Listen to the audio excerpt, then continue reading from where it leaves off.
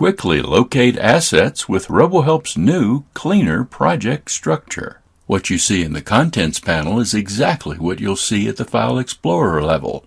If a file is renamed at the Explorer level, it is reflected in the Contents panel. There are no virtual folders or guesswork as to where to manage project assets, like topics, style sheets, graphics, and videos.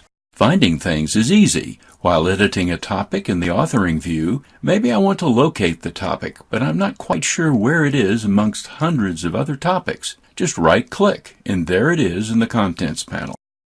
Control-H brings up a very clean Find and Replace tool, which can search the entire project, including the table of contents, glossary, as well as topic content. In this case, replace contacts with participants. Or for a quick find, you can use Control-F. Transparent project structure. Locate assets quickly. Quick find and replace tool. It's RoboHelp reimagined.